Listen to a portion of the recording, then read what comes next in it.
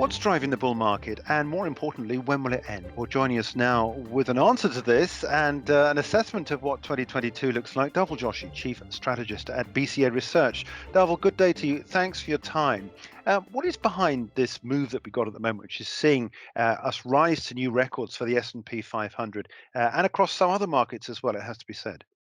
So the answer to the question is we have to sort of think about the stock market as made of two components. Essentially, the stock market is a long duration investment. By long duration, we mean the cash flows are mostly weighted into the distant future. And therefore, the way we think about the stock market is it's like a long duration bond combined with a sort of variable income stream, which is linked to profits.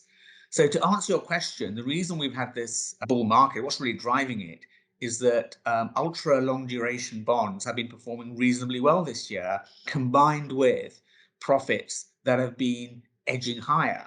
And that is really what's driving the bull market. So I think the key point here is not to focus on short duration bonds, because obviously short duration bonds have sold off because of this worry about persistent inflation, this stubborn inflation and the prospects for rate hikes, imminently in some places, maybe at some point next year in other places. So short duration bonds have been selling off. Long duration bonds, though, have not been selling off. The 30-year bond in the US has actually rallied since February, March. So that combination of a rallying long duration bond and profits sort of trending higher is what's driving the bull market. Okay, so all this is to do with yields, then it's and return on the money. What is going to change things, do you think, from this point? Because we've got a situation which is brewing, which is interesting, because we've got this uptick in inflation, and I guess this obviously goes way to explain why we've got a difference in the long duration and short duration bonds. We've got this idea that inflation is here. The big question is, how long will it be here for? But at the same time, we've got this pressure seemingly building on the monetary policy makers, the central banks, to start to begin to taper quantitative easing and raise interest rates. I mean, presumably that will bring about a sea change in the outlook for markets, won't it? Well, again, it all depends on whether these interest rates can be sustained. When interest rate hikes, if they happen, can be sustained, or whether they're going to have to reverse course, quicker than the market, or certainly the short end of the yield curve is anticipating. That's really the big question. Because as I was saying earlier, what really matters for the stock market is more in terms of the valuation of the stock market, is driven by the valuation of long dated bonds, because you have to match the duration of the stock market with the appropriate duration of bonds. So that's really the big question. We have this inflation. Is it going to be sustained? And there's one argument to say that what the bond market is looking at overall demand in the economy, which is not actually spectacular. Normally, you raise rates when the economy is overheating, but it is ambiguous, or it is unclear whether that is actually happening. All that's happened over the last year is we've had this massive displacement of demand into goods out of services. So if you look at services demand, whether it's sort of recreational activities, public transportation, even medical services like going to the dentist, these are way, way, way below pre-pandemic levels. So there's been a displacement of that demand into things like, consumer goods like cars, electronic goods, and so on. So that part of demand is booming. But in aggregate, this is a surprising thing. Demand is not necessarily overheating. Okay, so in that case, if that's the case, one, I have to ask, why is it that these equity markets are at record highs? I have heard it said that there's no better place to put your money. But the other thing I've heard it said is that the fact that looking past this idea that we've got what is relatively anemic demand is the fact that we've got the markets being propped up by quantitative easing. Do you think that is the case? Do you think these markets are only as high as they are, notwithstanding the bond markets, but also the fact that they've been given all this, what is essentially free money to support the economies by central banks? In a way, yes. But you have to understand how quantitative easing works. It's essentially a signaling tool. So what central banks are saying is, look, we're keeping rates structurally low. And to prove that we're keeping them low, we're also buying bonds. It's a sort of statement of intent, a kind of proof of their interest rate policy. It is not actually because they are buying bonds per se. This is really important to realize, because let's say they are buying bonds and the market thought, hey, this bond buying is going to be massively inflationary down the road, then of course the bond yields would not go down, they would go up, right? Because Mm. this would be a signal of massive rampant inflation further down the road. So the fact that they're tapering purchases is because they're signaling, look, we think that we can raise rates at some point next year or some point soon. But in terms of this sort of sequencing, we need to cut back our QE first, then we will raise rates. So it's just a sort of a roadmap that they're following with a view of raising rates. And they don't want to sort of backtrack on the promise. So that's where the QE comes into it. I don't think it's a kind of signaling that rates were going to stay ultra low. They're going to go up a little bit now. That's what they're trying to tell us. But the market is saying, or the bond market is saying, they can't go up that much. And maybe they have to come down again pretty quickly. That's really what's going on. Markets like to price in future events, and I mean, to some degree, we've already been talking about this with regard to long-dated bonds. But so you think that central banks will carry out their threat to raise rates, but only by a small margin, and then of course you've warned that they may have to reverse. Why are they not going to raise any more?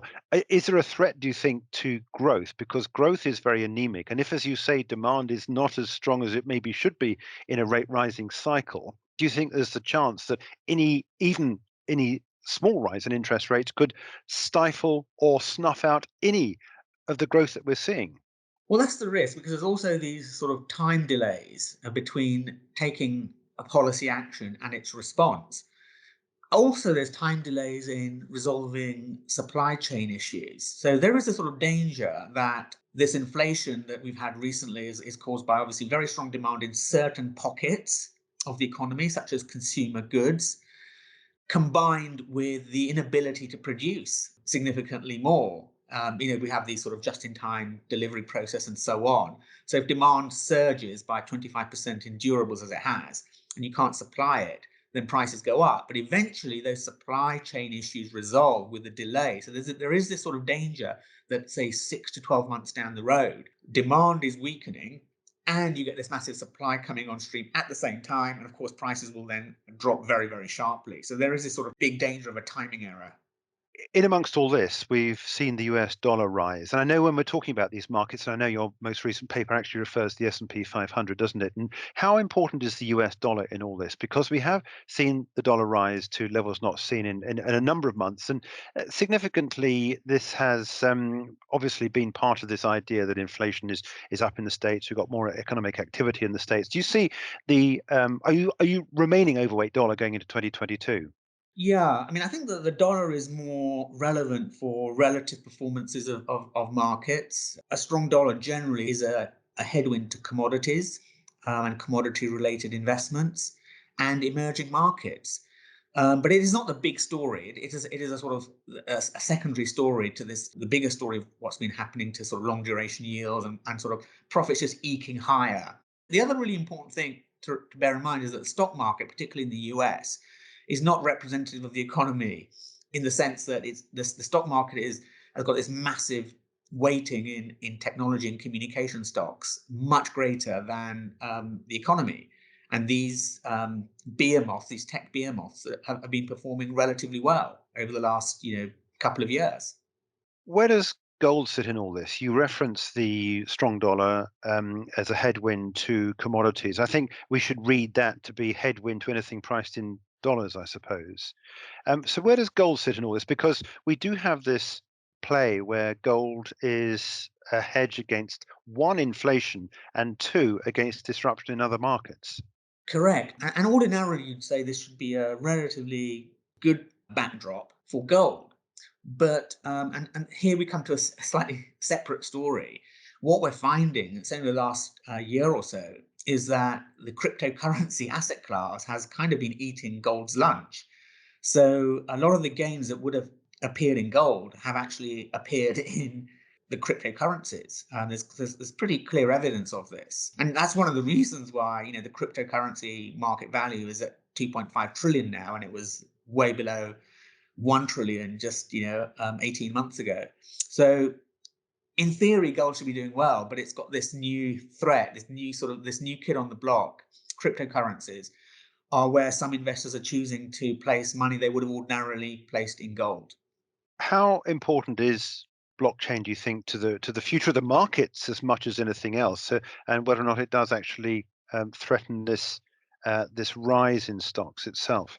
Well, I mean, I think it is as an important technology as the internet was 20 years ago, because it is I mean, think about the internet as basically, in a nutshell, it decentralizes information. What the blockchain does, it decentralizes ownership and intermediation, which are also very, very important in the economy. And this concept of trust can be disintermediated from centralized organizations like banks and central banks and lawyers and notaries and so on. That's what the blockchain is set to do. I think it is going to be a very, very significant development, but probably on a 5 to 10 year horizon. And it does threaten the monopoly profit status of some of these tech giants.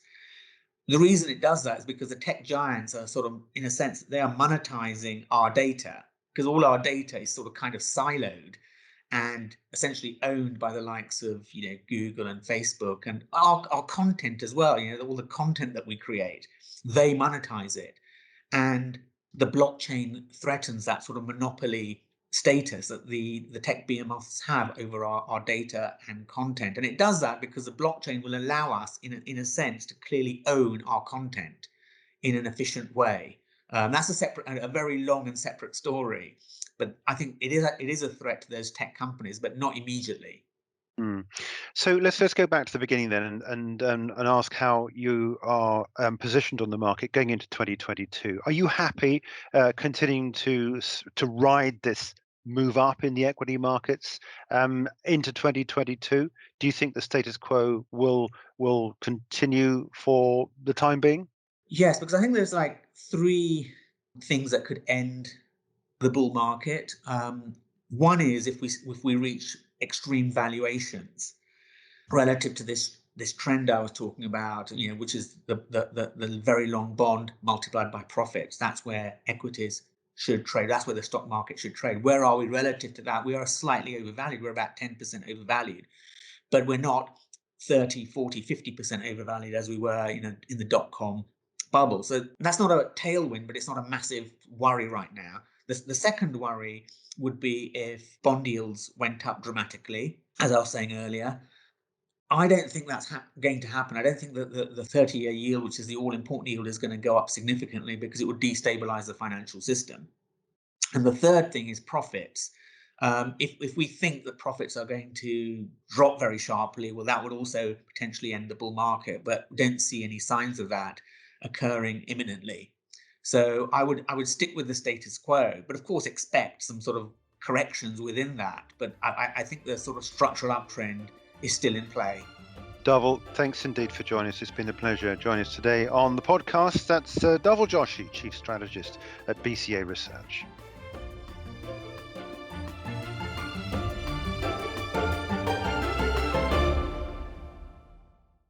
For more videos from us here at IGTV, join us on Twitter at IGCom, Instagram, and subscribe to our YouTube channel.